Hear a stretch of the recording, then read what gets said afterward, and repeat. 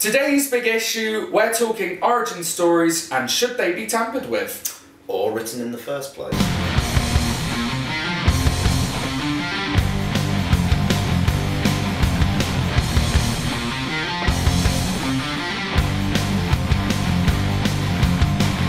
So, a couple of weeks ago, we had the release of Thanos Rising #1.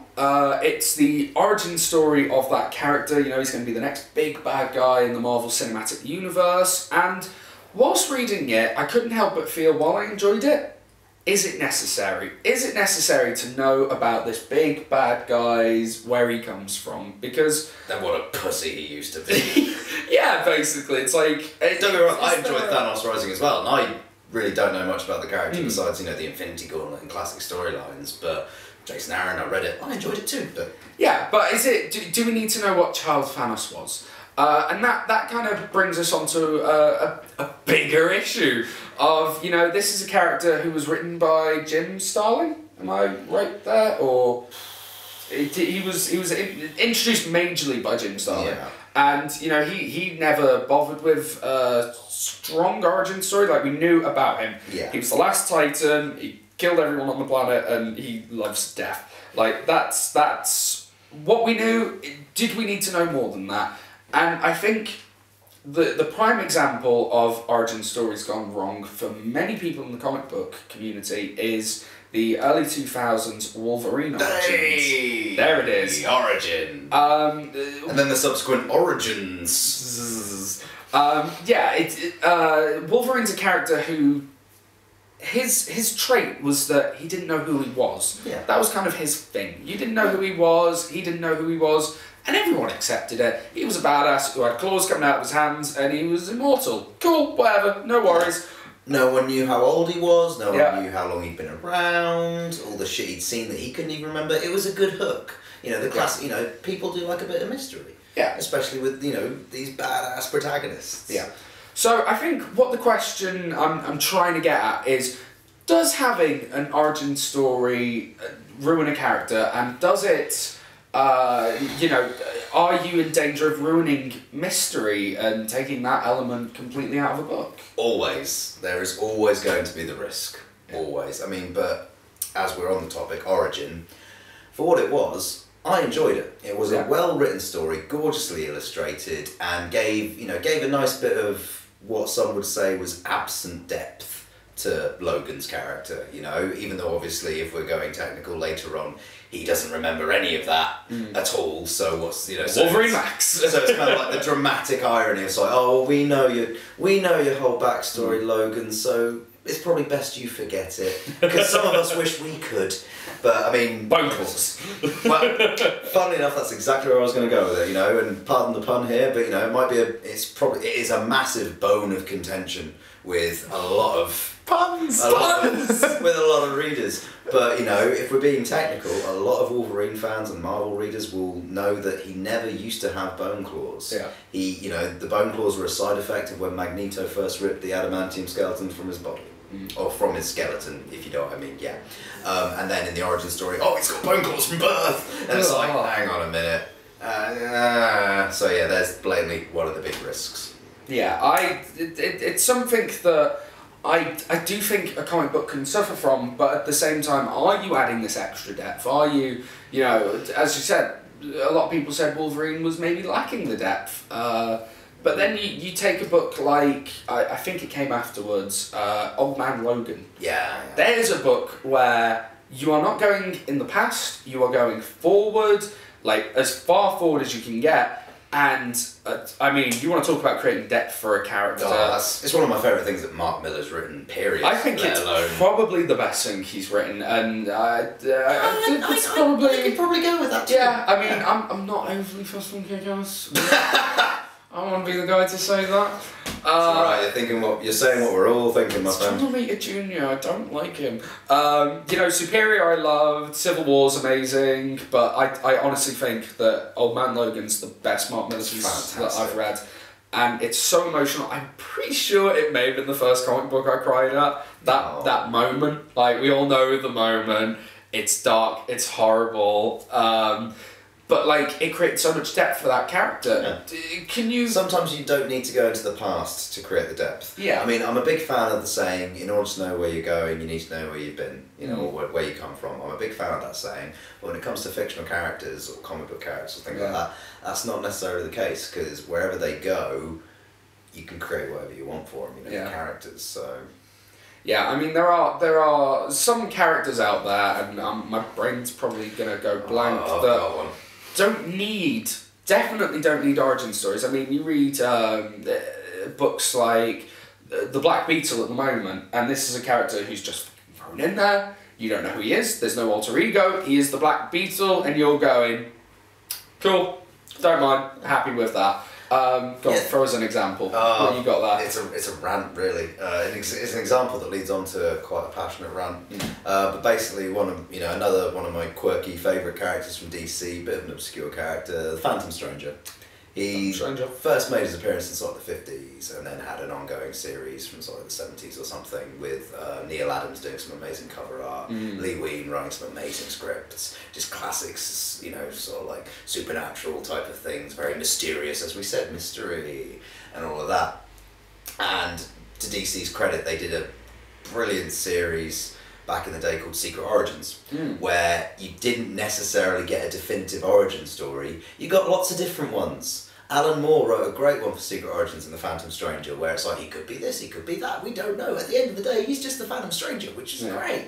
But however, in the New 52, and I aim the blame squarely on Mr. Dan Didio, chief editor, exec, head honcho, or whatever, I'm coming for you. He gave the Phantom Stranger a definitive origin, and it was just the most insulting, obvious, cringeworthy origin you could think of for a character, let alone the Phantom Stranger. And can I just throw caution to the wind and give a spoiler? It's Phantom Stranger, it's fine. Yeah. Sorry, it's not fucking Batman. Yeah, exactly. Well, his parents were killed, it's fine. But no, Phantom Stranger, basically what they brought in a guy called DeMatteis to write the actual script in later issues, and to his credit, he's working with an atrocious plot line and everything, but his scripting is tighter, it's making the series a lot more engaging to read, so basically issues 5 onwards or whatever, definitely give it a go. But anyway, the original issues and stuff, the 0 to 4 or whatever, it was Didio on script as well.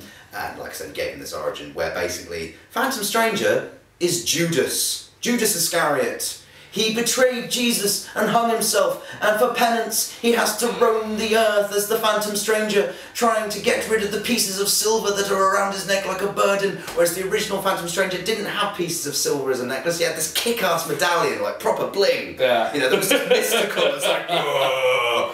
There was nothing, you know, it's every now and silver. Exactly, and one melts away every other issue or something like that, so he's repaying his debt or some bull crap. Oh no. But, you know, every now and then, like in some of the Secret Origins or in some random storylines to do with Phantom Stranger, they hinted that he might be Judas, but it was never concrete, so I'd let that slide. Yeah. But when Didio went, nah, he is Judas, I just went, it's a good thing I love the Phantom Stranger so much from my childhood, otherwise I'm coming for you. So yeah, Origins, sometimes it's no need, and there will be all these people that will pick up Phantom Stranger that have no idea who he is or the history he has, and just go, oh, it's Judas, that's clever, or oh, okay. And it's like, well, no, it's not okay, because it's, in my opinion, it's a cop-out plot device. It's a cop-out origin story to link it to something, you know.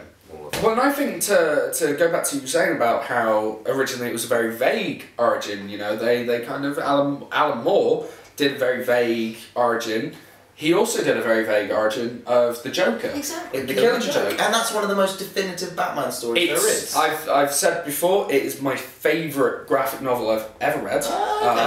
It's both drawn and writing. Dread, his work. Oh, it's so good. Legendary. But it's, you know, a lot of people, the Joker should not have an origin. Like, he is that character who just shouldn't. And the thing that I love about this is it ends on vagueness. It's just like, but it might not be. And you're just like, yeah, it's almost like how in for people who haven't read The Killing Joke, which go and do that immediately.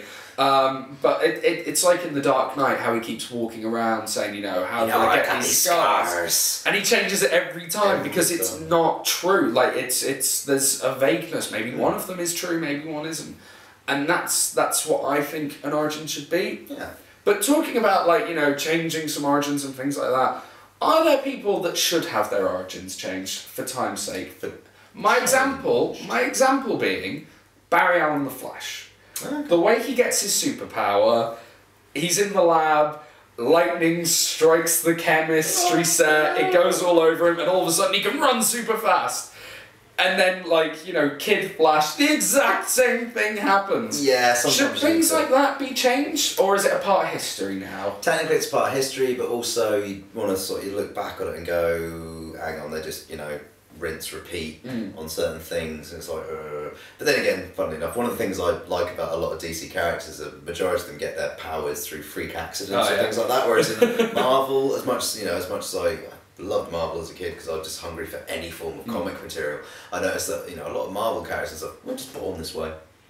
Yeah, I'm pretty sure Stan Lee even once said the great thing about mutants is I don't have to figure out how they got their powers. They're born with them. Exactly. Whereas I'm there going, I like the freak accident because you never know what might happen when you're walking down the streets. It's a dangerous place to live in the DC universe. The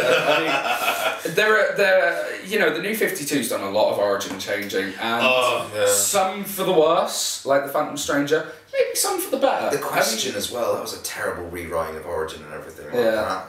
My example for a good one would be Animal Man, and how they. Okay, I'll put my hands up here. I'm not too familiar with New 52's retcon of Animal Man. So, do you know the original origin of Animal Man? Yes. The aliens giving him the powers and all that. Morphogenetic field. Basically, what happened in this is there's now the Red, which is all the entities of Rock World, and they basically turned around to him and went, "It wasn't actually aliens. It was us."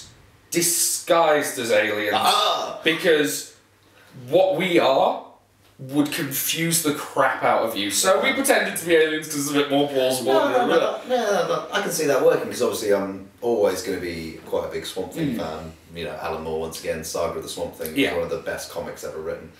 And Snyder's run on Swamp Thing I thought was really good, and obviously he works the green, as you just mentioned, the red and stuff. So okay. Yeah, so there's that kind of changing of an origin, and is that something that maybe people should... I mean, you could have a freak accident, but it wasn't a freak accident, it was actually the Speed Force that chose you, and... It was fate! Yeah, like things like that. Is that a good way to do it, or is that just like, leave it alone, just let it lie? Sometimes it feels like it is just to leave it alone, let it lie, enjoy the stories, enjoy the progressing arcs, enjoy the future. Yeah. Don't focus so much about the past or anything like that unless we need you to. Yeah.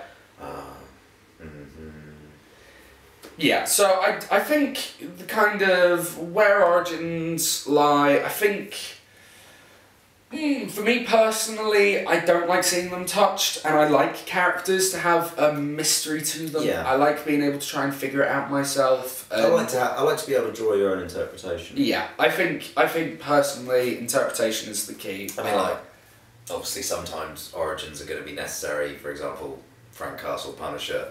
You gotta have. Well, then again, they retcon. They try and retcon and give him further origins. Whereas, it's not just about his family getting killed in the park anymore. It's about his time in Nam. Oh yeah. When he was a child and he was watching his parents deal with mobsters and going, "This isn't right." It's just like, oh my god. He can his family died. We get it. Frank's had a traumatic life. And so he was always going to become the Punisher. The family dying in Central Park was just, what pushed him over the edge. Yeah. But, sometimes you can just leave it at that. So his family was killed. He wants justice. Fair enough. You don't have to keep going further and further back. Yeah. Because eventually you'll end up getting to that whole primordial ooze type thing where it's like, I'm just going to create the strings of fate. So many millennia down the line, this character will become this character. And that's the Watcher's jobs, quite frankly. Well, the Watchers, or, you can go, almost any comics universe will have their uber gods that are watchers, so to speak, that they'll only watch, or we just, we don't interfere, we just like to watch. Yeah. Which is why I think Marvel definitely coined it with the Watchers. Yeah. No, definitely. So, yeah, that's where we stand on origin stories. Where do you guys stand on origin stories? Do you like them? Do you dislike them? tell us in the comments down below. Also, tell us over on Twitter at comicbookshow1. You know, we will take what you say about them, inform our own opinions. You can also check out Twitter at Megacity Comics. Yeah, we do have a Twitter feed. You guys are over there. Also a website, which, by the way, I find very handy if I need to know what books are coming out next week. Very true. Kept very well up to date, and I always know what's coming out, what I need to be picking up. Yeah, basically Friday night by about 6 o'clock at the latest in the evening. You can go on our website, click on the new releases section. Oh yeah, time differences, because we do ship to Europe and there's at least an hour or two time difference there once in a while. But no, you can click on the new releases section and it'll tell you everything that's scheduled for release that we will sell on the subsequent Wednesday, which of course is New Comic Book Day in the States and in England now. Hooray! Yeah, so check out the website. Also, pop into the shop, say hi to the guys. I've been there quite a lot. You know, I live nearby. I might as well. I've got nothing better to do than spend all my time hanging out in shops. Yeah, and so I spent my student loan in Megacity back in the day. Yeah, that's where most of it has gone. Shh, don't tell the board. Ah, dear. So that'll do us this week, Dav. Thank you very much for joining us. Very welcome. Thanks for having. We look forward to having you on again. Hey, cool bonus. Yay! And next week, Dan will be back. Regularly scheduled programming will continue, and I will see you then. Phantom Stranger is Judas.